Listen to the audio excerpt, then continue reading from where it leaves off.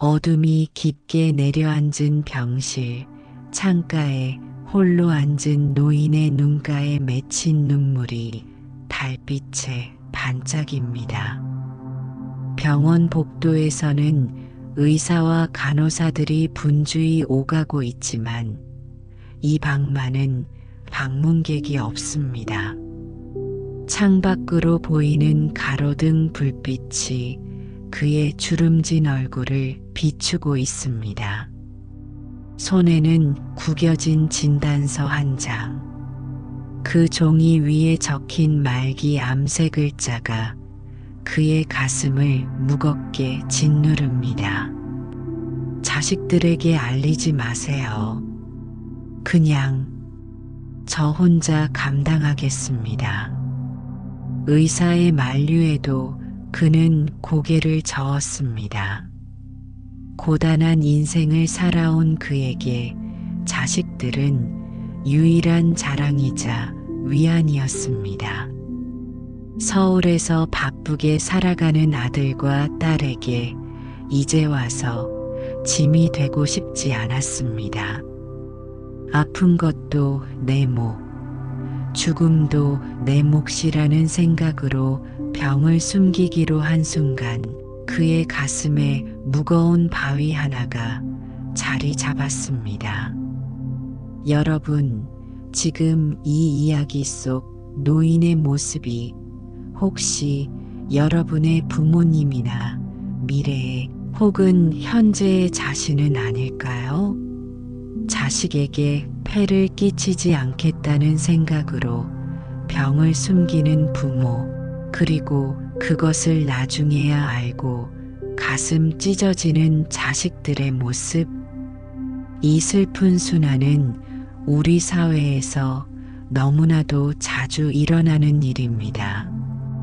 부처님께서는 이러한 인간의 고통과 슬픔을 깊이 통찰하셨습니다. 오늘 여러분과 나누고자 하는 이야기는 단순한 효도나 부모 공경에 관한 것이 아닙니다. 더 깊고 본질적인 서로의 고통을 함께 나누고 짊어질 때 비로소 찾을 수 있는 진정한 해방의 길에 관한 이야기입니다. 깊은 산속 봄비가 내리던 어느 날, 한 노스님이 제자에게 이런 말씀을 하셨습니다. 물방울은 홀로 떨어질 때 가볍게 바닥에 부서지지만 함께 모여 흐를 때 강을 이루어 바다로 나아간단다. 아픔도 마찬가지야. 혼자 짊어지면 산이 되지만 함께 나누면 구름처럼 가벼워지지. 부처님께서는 법구경에서 모든 두려움은 자기로부터 생겨나고 모든 고통은 나라는 생각에서 비롯된다. 라고 말씀하셨습니다. 자식에게 짐이 되지 않으려는 부모의 마음, 그리고 부모의 고통을 미처 알지 못하는 자식의 슬픔, 이 모든 것이 나라는 분리된 존재에 대한 집착에서 비롯되지 않았을까요? 함께 이 이야기를 통해 부처님의 지혜로 진정한 효와 사랑의 길을 찾아보겠습니다. 숨겨진 병이 만드는 더 큰 상처, 그리고 그 상처를 치유하는 부처님의 가르침을 만나보세요. 가을 단풍이 짙게 물든 산자락 아래 작은 시골 마을이 있습니다. 그 마을에는 평생을 농사지으며 세 자녀를 키워낸 김호섭 노인이 살고 있었습니다. 하지만 노인의 집은 언제나 적막했습니다. 큰아들은 미국으로 유학을 떠나 그곳에 정착했고 작은 아들과 딸은 서울에서 각자의 가정을 꾸리고 바쁜 일상을 살아가고 있었습니다. 호섭 노인은 어느 날 마을 병원에서 예상치 못한 진단을 받았습니다. 의사는 조심스럽게 말했습니다. 선생님, 정밀 검사 결과가 나왔습니다. 간암이 많이 진행된 상태입니다. 그 순간 호섭 노인의 귓가에 윙소리가 울리고 세상이 흐려졌습니다. 하지만 그는 곧 마음을 다잡았습니다. 병원을 나오는 길, 그의 머릿속에는 오직 한 가지 생각뿐이었습니다. 자식들에게 알리면 안 돼. 그들의 삶을 망칠 순 없어. 벚꽃이 흩날리던 날, 그는 큰아들과 영상통화를 했습니다. 아들은 미국에서의 성공적인 사업 이야기를 자랑스럽게 들려주었고, 손주들의 최근 모습도 보여주었습니다. 호섭 노인은 자신의 얼굴에 미소를 띄운 채 병에 관한 이야기는 한마디도 꺼내지 않았습니다. 작은 아들과 딸에게도 마찬가지였습니다. 가끔씩 오는 전화에서 그들은 항상 바쁜 일상과 미래 계획에 대해 이야기했고, 호섭 노인은 그저 잘 지내고 있다고, 건강하다고 거짓말을 했습니다. 부처님께서는 법화경에서 이렇게 말씀하셨습니다. 자식을 사랑하는 마음은 대양보다 깊고 하늘보다 높으니 부모의 은혜는 산과 같이 무겁도다. 하지만 그 사랑이 때로는 더 큰 아픔을 낳기도 합니다. 호섭 노인의 몸은 점점 쇠약해져 갔습니다. 병원 치료를 받으러 가는 것도 점점 힘들어졌습니다. 마을 이웃들은 그의 상태를 걱정했지만 그는 자식들에게 알리지 말아달라고 당부했습니다. 자식들은 제 길을 가야 합니다. 늙은 부모 때문에 그들의 빛나는 미래가 흐려지면 안 됩니다.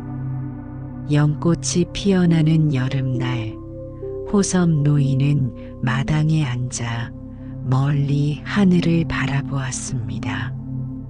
연꽃은 진흙 속에서 피어나 맑고 깨끗한 꽃을 피워냅니다.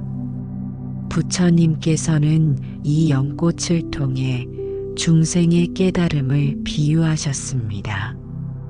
세상의 더러움과 고통 속에서도 순수한 본성은 결코 물들지 않음을 말씀하신 것입니다.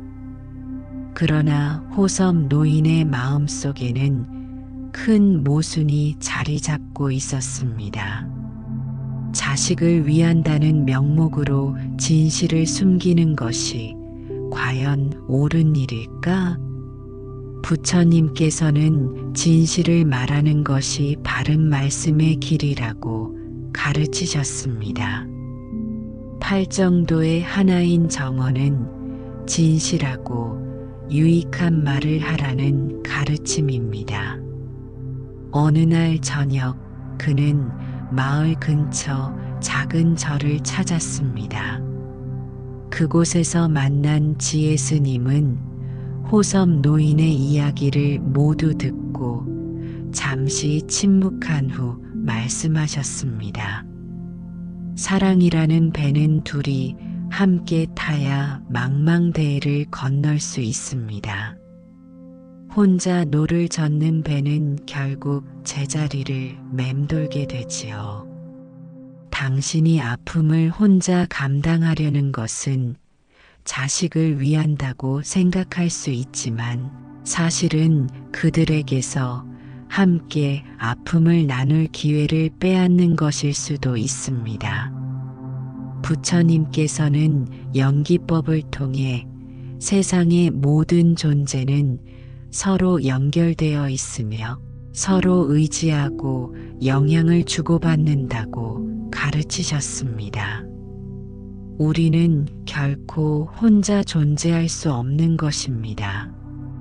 자식에게 폐를 끼친다고 생각하는 마음, 그것은 어쩌면 나라는 존재에 대한 집착일 수 있습니다.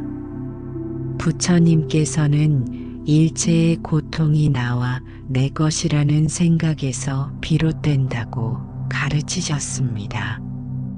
당신의 병은 당신만의 것이 아니며 당신의 자식들도 그들만의 삶을 사는 것이 아닙니다. 모든 것은 연결되어 있습니다. 스님의 말씀은 호섬 노인의 마음에 깊은 울림을 주었습니다. 그날 밤 그는 잠을 이루지 못하고 오랫동안 생각에 잠겼습니다. 창밖으로 보이는 달은 마치 부처님의 자비로운 눈빛 같았습니다. 부처님께서는 중화암경에서 이렇게 말씀하셨습니다. 부모와 자식 간의 인연은 가장 깊고 견고하나니 그 사랑은 평생을 따라다니며 그 은혜는 바다보다 넓으니라. 이 말씀은 단순히 부모가 자식에게 베푸는 일방적인 사랑이 아니라 서로가 서로에게 의지하고 도움을 주고받는 양방향의 관계를 의미합니다. 다음 날 호섬 노인은 스님을 다시 찾아갔습니다. 스님, 자식들에게 제 병을 알려야 할지 제가 결정하지 못하겠습니다. 그들이 저를 위해 자신의 삶을 희생하게 하는 것이 두렵습니다. 스님은 미소를 지으며 답했습니다. 진정한 사랑은 상대를 믿고 선택할 기회를 주는 것입니다. 당신의 자식들은 이미 성인이며 그들이 무엇을 선택할지는 그들의 몫입니다. 부처님께서는 모든 중생이 스스로의 길을 선택할 자유와 책임이 있다고 가르치셨습니다. 당신이 진실을 말하는 것은 그들에게 선택할 기회를 주는 것입니다. 하지만 그들의 삶이 힘들어질까봐 두렵습니다. 두려움은 미래에 대한 집착입니다. 부처님께서는 모든 것이 변한다는 무상의 진리를 가르치셨습니다. 당신도 당신의 자식들도 모든 상황도 계속 변하고 있습니다. 현재의 진실을 바탕으로 함께 나아갈 때 비로소 참된 평화를 찾을 수 있습니다. 호섬 노인은 깊은 생각에 잠겼습니다. 부처님께서 말씀하신 사성제가 떠올랐습니다. 고통이 있음을 인정하고 고성제, 그 원인을 파악하며 집성제, 고통의 소멸이 가능함을 알고 멸성제, 그 길을 걸어가는 것도 성제이 바로 부처님께서 가르치신 길입니다. 단풍이 절정에 이른 가을날, 호섬 노인은 용기를 내어 자식들에게 연락했습니다. 그는 모두에게 고향에 한번 내려와 달라고 부탁했습니다. 그리고 그날이 왔습니다. 20년 만에 집에 모인 세 자녀들 앞에서 호섬 노인은 떨리는 목소리로 자신의 상태를 이야기했습니다. 말을 마치자 방 안은 침묵으로 가득 찼습니다. 그리고 곧 큰아들이 눈물을 흘리며 말했습니다. 아버지, 왜 이제야 말씀해 주셨어요? 우리가 얼마나 아버지를 사랑하는지 모르셨나요? 딸은 아버지의 손을 꼭 잡으며 말했습니다. 우리는 가족이에요.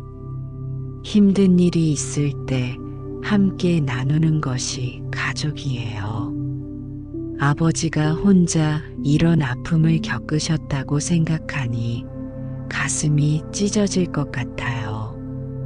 작은 아들은 결연한 표정으로 말했습니다. 제가 서울에서 병원을 알아보겠습니다. 최선의 치료를 받으실 수 있도록 하겠습니다. 아버지, 우리와 함께 이 병을 이겨냅시다. 그 순간 호섭 노인의 마음에서 무거운 바위가 사라지는 듯 했습니다. 그는 자신이 얼마나 오랫동안 무거운 짐을 혼자 짊어지고 있었는지 비로소 깨달았습니다. 부처님께서는 상응부경전에서 이렇게 말씀하셨습니다. 다른 이들과 함께 기쁨을 나누면 그 기쁨은 2배가 되고 함께 고통을 나누면 그 고통은 절반이 된다. 호섭 노인은 이제야 이 말씀의 참뜻을 이해했습니다. 그날 밤 오랜만에 가족이 모인 저녁 식사 자리는 눈물과 웃음이 함께하는 시간이 되었습니다. 호섭 노인은 자식들이 각자의 삶에서 겪었던 어려움과 기쁨들을 들으며 그들 또한 자신에게 말하지 못했던 많은 이야기가 있었음을 알게 되었습니다. 큰아들은 사업 실패로 인한 어려움을, 작은 아들은 직장에서의 스트레스를, 딸은 육아의 고단함을 이야기했습니다. 그들은 아버지를 걱정시키고 싶지 않아 이런 이야기들을 숨겨왔다고 했습니다. 호섭 노인은 깨달았습니다. 자신뿐만 아니라 자식들 또한 폐를 끼치지 않으려는 마음으로 진실을 숨기고 있었던 것입니다. 그리고 그 숨김이 얼마나 서로에게 더 큰 상처를 주는지를 부처님께서는 법구경에서 증오는 결코 증오로서 사라지지 않고 오직 사랑으로서만 사라진다고 말씀하셨습니다. 마찬가지로 고통은 숨김으로써 줄어들지 않고 오직 나눔으로서만 가벼워질 수 있습니다. 호섭 노인의 치료는 곧 시작되었습니다. 자식들은 각자의 방식으로 아버지를 돕기 시작했습니다. 큰아들은 미국에서 최신 치료법을 알아보았고, 작은 아들은 서울의 큰 병원으로 아버지를 모셔와 치료를 받게 했습니다. 딸은 일주일에 며칠씩 아버지를 돌보며 함께 시간을 보냈습니다. 물론 그 과정이 쉬운 것만은 아니었습니다. 자식들은 각자의 일상과 아버지의 병간호 사이에서 균형을 찾아야 했고, 때로는 서로 의견이 맞지 않아 갈등이 생기기도 했습니다. 하지만 그들은 함께 문제를 해결해 나갔습니다. 부처님께서는 화엄경에서 한 사람이 깨달음을 얻으면 그와 인연 맺은 모든 이들도 함께 이익을 얻는다고 가르치셨습니다. 호섭 노인의 병은 역설적으로 가족들에게 소중한 깨달음의 기회를 주었습니다. 겨울이 지나고 다시 봄이 왔습니다. 호섭 노인의 상태는 치료의 효과로 다소 안정되었습니다. 그는 이제 서울의 작은 아들 집 근처로 이사하여 정기적인 치료를 받고 있었습니다. 자식들과 함께하는 시간이 늘어났고, 이전에는 나누지 못했던 많은 이야기를 나눌 수 있게 되었습니다. 어느 봄날, 호섭 노인은 작은 아들과 함께 근처 공원을 산책하고 있었습니다. 벚꽃이 흩날리는 풍경 속에서 그는 문득 물었습니다. 아들아, 내가 너희에게 짐이 된다고 생각하니?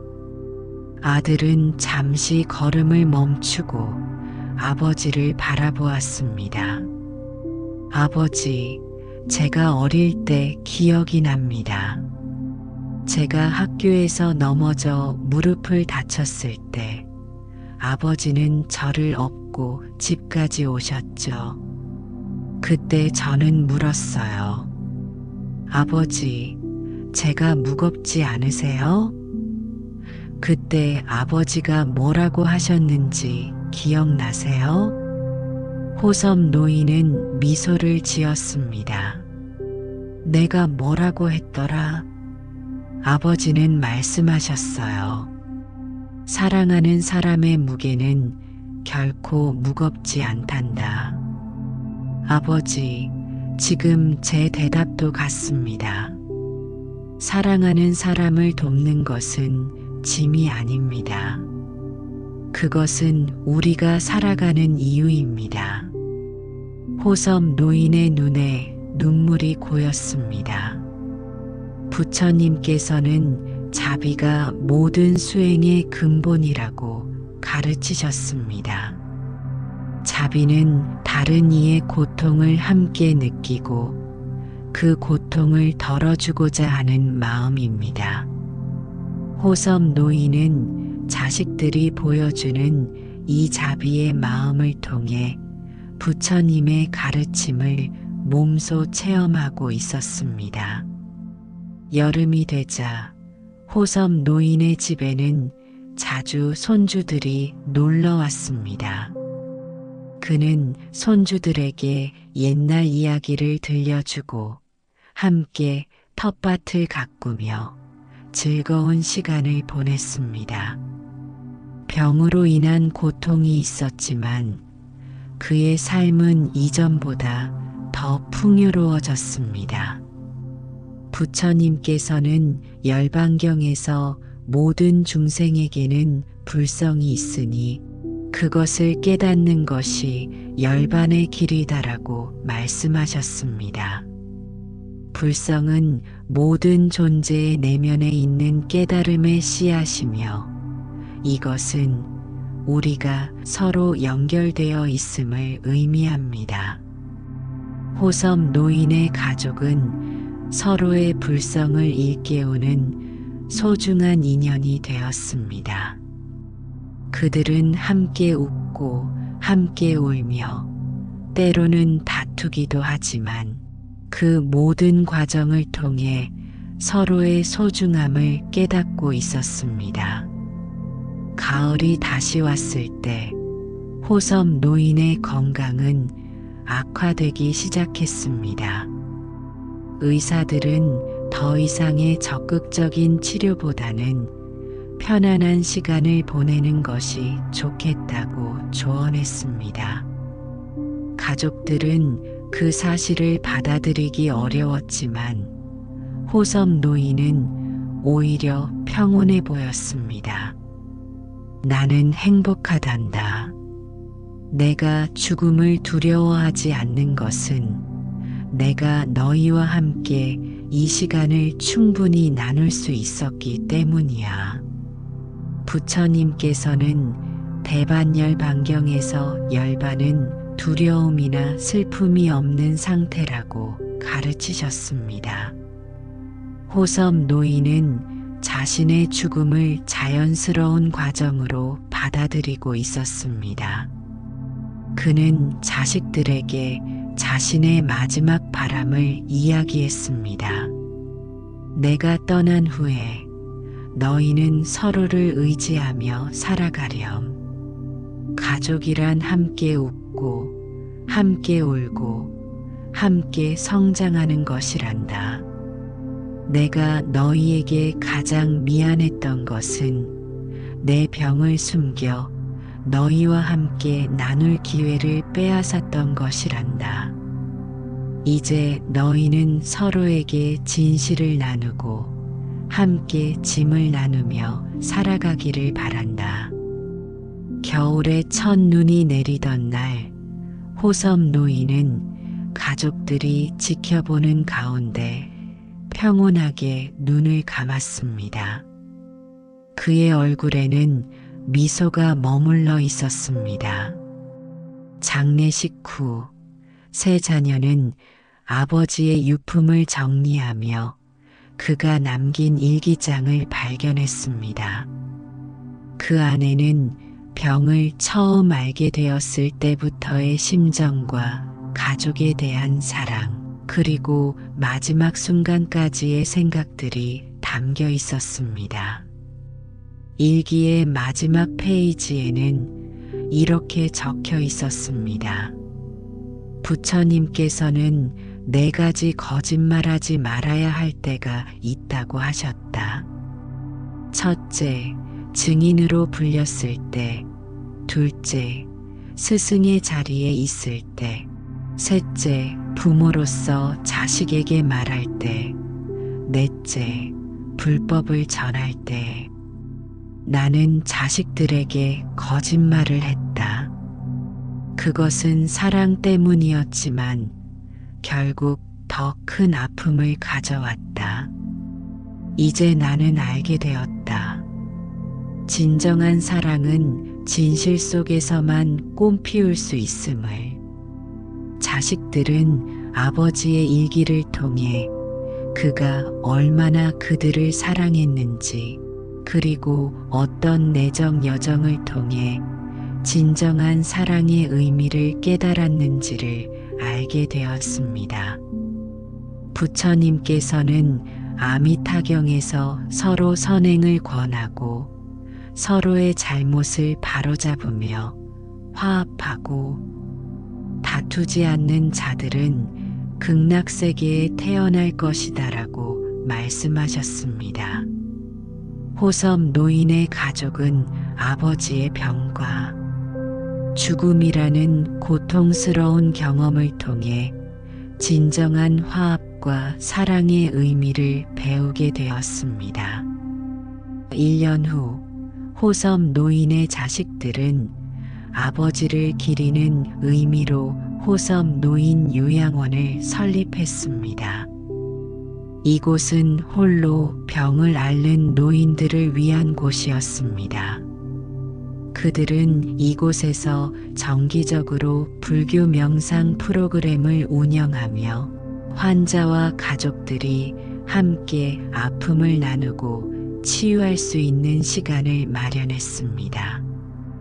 큰아들은 매주 주말마다 미국에서 화상으로 명상 수업을 이끌었고, 작은 아들은 의료 지원을, 딸은 요양원의 일상적인 운영을 담당했습니다. 그들은 아버지로부터 배운 교훈을 다른 이들과 나누고자 했습니다. 요양원에서는 매일 아침 부처님의 말씀을 읽는 시간을 가졌습니다. 어느 날 한 노인이 물었습니다. 내가 자식들에게 짐이 될까 두려워요. 그래서 내 병을 숨기고 있어요. 이게 옳은 일일까요? 그날 명상을 이끌던 호섬 노인의 딸은 잠시 침묵한 후 대답했습니다. 어르신, 부처님께서는 자아에 대한 집착이 모든 고통의 원인이라고 가르치셨습니다. 내가 짐이 된다는 생각, 내가 병을 혼자 감당해야 한다는 생각, 이 모든 것이 나라는 존재에 대한 집착에서 비롯됩니다. 우리는 모두 연결되어 있습니다. 당신의 고통은 당신만의 것이 아니며 그것을 나눌 때 비로소 진정한 치유가 시작됩니다. 노인의 눈에 눈물이 고였습니다. 하지만 내 자식들은 바빠요. 그들의 인생을 방해하고 싶지 않아요. 그것은 어르신의 생각일 뿐입니다. 당신의 자식들에게 선택할 기회를 주세요. 부처님께서는 모든 중생은 자신의 업의 주인이자 상속자라고 말씀하셨습니다. 당신의 자식들도 그들의 선택에 따른 결과를 경험할 권리가 있습니다.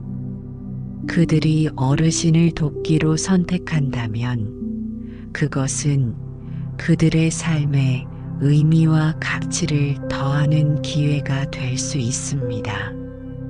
이 대화를 듣고 있던 다른 노인들과 가족들의 눈에도 눈물이 맺혔습니다. 많은 이들이 비슷한 고민을 하고 있었고, 이 솔직한 대화가 그들의 마음을 움직였습니다. 그날 이후 그 노인은 용기를 내어 자식들에게 자신의 상태를 알렸고, 많은 다른 노인들도 비슷한 결심을 했습니다. 호섭 노인의 이야기는 많은 이들에게 영감을 주었고, 요양원은 단순한 치료 공간을 넘어 진정한 소통과 치유의 장소가 되었습니다. 봄이 다시 찾아왔을 때 요양원 정원에는 연꽃이 피었습니다. 연꽃은 진흙 속에서 자라지만 그 더러움에 물들지 않고 아름다운 꽃을 피워냅니다. 마치 우리의 삶이 고통과 슬픔 속에서도 아름다운 깨달음을 찾아가는 것처럼 말입니다. 여러분, 지금까지 들려드린 호섭 노인의 이야기는 우리 사회에서 너무나 자주 일어나는 현실입니다. 자식에게 폐를 끼치지 않겠다는 마음으로 병을 숨기는 부모님들, 그리고 뒤늦게 그 사실을 알고 가슴 아파하는 자식들. 부처님께서는 법구경에서 이렇게 말씀하셨습니다. 미혹한 자는 자신이 젊고 건강하다고 교만해하며 늙음과 죽음을 생각하지 않지만, 지혜로운 자는 항상 무상함을 명심하고 현재의 순간을 소중히 여긴다. 우리 모두는 언젠가 늙고 병들고 죽게 됩니다. 이것은 부처님께서 말씀하신 삼법인 중 하나인 무상의 진리입니다. 그러나 이 자연스러운 과정 속에서도 우리는 함께함으로써 고통을 줄이고 의미를 찾을 수 있습니다. 부모님이 병을 숨기려 하시는 이유는 무엇일까요? 그것은 자식에 대한 지극한 사랑 때문입니다. 하지만 그 사랑이 때로는 더 큰 아픔을 낳기도 합니다. 부처님께서는 진정한 사랑은 지혜와 함께해야 한다고 가르치셨습니다. 자식을 사랑하는 마음으로 오히려 자식이 부모를 도울 기회를 빼앗는 것은 아닌지 깊이 성찰해 볼 필요가 있습니다. 자식들 역시 마찬가지입니다. 바쁜 일상 속에서 부모님과의 소통을 소홀히 하고, 때로는 부모님의 건강 상태를 세심히 살피지 못하는 경우가 많습니다. 부처님께서는 상유타니까야에서 부모에 대한 공경은 가장 높은 공덕이라고 말씀하셨습니다. 이는 단순히 물질적인 봉양을 넘어 진정한 관심과 소통을 의미합니다. 이제 진정한 효와 사랑의 길을 찾기 위한 부처님의 가르침을 함께 살펴보겠습니다. 첫째, 부처님께서는 모든 존재는 연결되어 있다는 연기법을 가르치셨습니다. 우리의 슬픔과 기쁨, 건강과 질병은 결코 개인만의 것이 아닙니다. 가족은 특히 깊은 인연으로 연결되어 있으며 서로의 고통과 기쁨을 함께 나눌 때 진정한 치유가 시작됩니다. 호섭 노인이 자신의 병을 숨겼을 때 그는 자신이 혼자 고통을 감당하고 있다고 생각했습니다. 하지만 결국 그 사실을 알게 된 자식들은 더 큰 아픔을 느꼈습니다. 이것이 바로 연기법의 실천적 의미입니다. 우리의 행동은 항상 다른 이들에게 영향을 미칩니다. 이를 실천하기 위한 방법으로 가족 간의 정기적인 소통 시간을 마련해 보세요.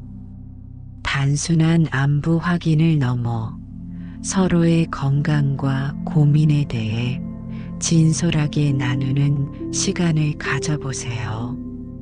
이것은 정어라는 팔정도의 한 요소를 실천하는 것이기도 합니다. 둘째, 부처님께서는 모든 것은 변한다는 무상의 진리를 가르치셨습니다. 우리의 건강, 관계, 감정, 상황 모두 계속 변화합니다. 병을 숨기거나 현실을 부정하는 것은 이 변화를 막으려는 시도에 불과합니다. 호섭 노인은 처음에 자신의 병이 자식들의 삶을 영원히 망칠 것이라고 생각했습니다. 하지만 실제로는 그 어려운 시간을 통해 가족 모두가 성장했고 더 깊은 사랑과 이해를 나눌 수 있게 되었습니다. 무상함을 받아들일 때 우리는 현재 순간을 더욱 소중히 여기게 됩니다. 이를 실천하기 위해 오늘 내가 할 수 있는 최선에 집중해 보세요. 미래에 대한 지나친 걱정이나 과거에 대한 후회는 내려놓고 지금 이 순간 우리가 서로에게 어떤 도움과 사랑을 줄 수 있는지 생각해 보세요. 이것이 바로 정념이라는 팔정도의 실천입니다. 셋째, 부처님께서는 나라는 것에 대한 집착이 고통의 원인이라고 가르치셨습니다. 내가 짐이 된다. 내가 부담을 준다는 생각은 모두 자아에 대한 집착에서 비롯됩니다. 호섭 노인은 자신이 자식들에게 짐이 될 것을 두려워했지만 실제로 자식들은 아버지를 돕는 것을 의미 있는 일로 여겼습니다. 우리는 종종 다른 사람들의 마음을 자신의 관점에서만 판단합니다. 하지만 진정한 사랑은 상대를 믿고 선택할 기회를 주는 것입니다. 이를 실천하기 위해 하루에 한 번씩 자신의 생각과 감정을 객관적으로 관찰하는 명상을 해보세요. 내가 이렇게 생각한다가 아니라 이런 생각이 일어나고 있다고 바라보는 습관을 기르는 것입니다. 이것이 정정이라는 팔정도의 실천입니다. 넷째, 부처님께서는 자비와 지혜의 균형을 강조하셨습니다. 사랑만으로는 때로 잘못된 결정을 내릴 수 있으며 지혜만으로는 차갑고 메마를 수 있습니다. 호섭 노인은 자식에 대한 사랑으로 병을 숨겼지만 그것은 지혜가 부족한 결정이었습니다. 진정한 자비는 상대의 입장에서 생각하고 그에게 진정으로 필요한 것이 무엇인지 지혜롭게 판단하는 것입니다. 이를 실천하기 위해 중요한 결정을 내리기 전에 항상 이것이 정말 상대에게 도움이 되는 일인가? 라고 자문해 보세요. 그리고 명상을 통해 마음을 고요히 한 후 내면의 지혜를 들여다보는 시간을 가져보세요. 이것이 정사라는 8정도의 실천입니다. 다섯째, 부처님께서는 진실한 대화의 중요성을 강조하셨습니다. 정언은 단순히 거짓말을 하지 않는 것을 넘어 유익하고 필요한 말을 적절한 때에 하는 것을 의미합니다. 호섭 노인이 마침내 자식들에게 자신의 병을 알렸을 때 비로소 진정한 소통과 치유가 시작되었습니다. 때로는 어려운 진실을 말하는 것이 장기적으로 모두에게 더 도움이 됩니다. 이를 실천하기 위해 가족 간의 솔직한 대화의 시간을 정기적으로 가져보세요. 서로의 감정과 생각을 비난 없이 나누고 경청하는 시간입니다. 이때 나 메시지를 사용하여 자신의 감정을 표현하는 것이 중요합니다. 예를 들어, 당신 때문에 걱정이다가 아니라 나는 당신의 건강이 걱정되어 마음이 아프다라고 말하는 것입니다. 여섯째, 부처님께서는 고통은 피할 수 없지만 그것을 어떻게 대하느냐에 따라 우리의 경험이 달라진다고 가르치셨습니다. 이것이 바로 사성제의 핵심입니다. 호섭 노인의 가족은 병이라는 고통을 피할 수는 없었지만 그것을 함께 나누고 의미를 찾음으로써 그 고통을 변화시켰습니다. 그들은 고통 속에서도 더 깊은 사랑과 이해를 찾았습니다. 이를 실천하기 위해 어려운 상황에 처했을 때 이 경험에서 내가 배울 수 있는 것은 무엇인가? 라고 자문해 보세요. 그리고 그 경험을 통해 성장하고 변화할 수 있는 기회로 삼으세요.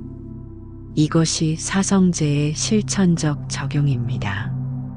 일곱째, 부처님께서는 모든 존재에게는 불성이 있으며 우리는 모두 깨달음을 향해 나아가고 있다고 가르치셨습니다. 우리의 고통과 실수도 이 여정의 일부입니다. 호섭 노인은 병을 숨겼던 실수를 통해 더 깊은 깨달음을 얻었습니다. 그리고 그의 자식들 역시 이 경험을 통해 성장했습니다. 때로 우리의 실수와 고통은 더 큰 깨달음으로 가는 길이 됩니다. 이를 실천하기 위해 자신과 가족의 실수나 약점을 너그럽게 바라보는 자비의 마음을 기르세요. 우리는 모두 완벽하지 않으며 서로의 불완전함을 통해 배우고 성장합니다. 이것이 불성을 믿는 실천적 태도입니다. 여러분, 호섭 노인의 이야기와 부처님의 가르침을 통해 우리는 중요한 진리를 배웠습니다. 진정한 효와 사랑은 서로의 짐을 나누고 함께 성장하며 서로의 선택을 존중하는 것입니다. 이제 여러분의 가정으로 돌아가 부모님 또는 자녀와의 관계를 돌아보세요. 혹시 말하지 못한 진실이 있다면 오늘이 그것을 나눌 수 있는 용기를 낼 때가 아닐까요? 혹은 부모님의 건강과 마음 상태를 좀 더 세심히 살펴볼 필요는 없을까요? 마지막으로 부처님께서는 열반경에서 이렇게 말씀하셨습니다. 자신을 등불로 삼고 법을 등불로 삼아 다른 등불에 의지하지 말라. 여러분 자신의 지혜와 자비를 믿고 가족과의 관계 속에서 진정한 효와 사랑의 길을 찾아가시기 바랍니다. 호섭 노인의 이야기가 여러분의 마음에 작은 울림을 주었기를 바랍니다. 부모와 자식 간의 사랑은 때로 말로 다 표현하지 못하고 오히려 서로를 위한다는 이유로 중요한 진실을 숨기게 만들기도 합니다. 하지만 진정한 사랑은 서로의 짐을 나누고 함께 성장하는 데 있습니다.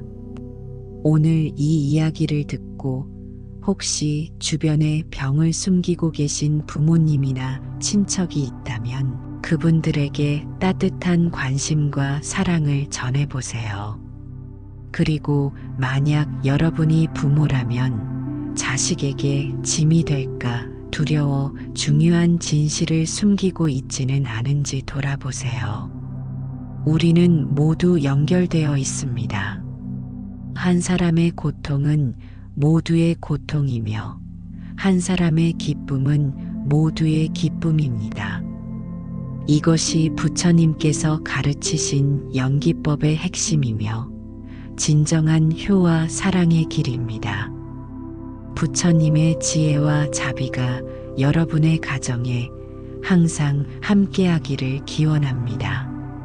나무 아미타불 함께 해주셔서 감사합니다.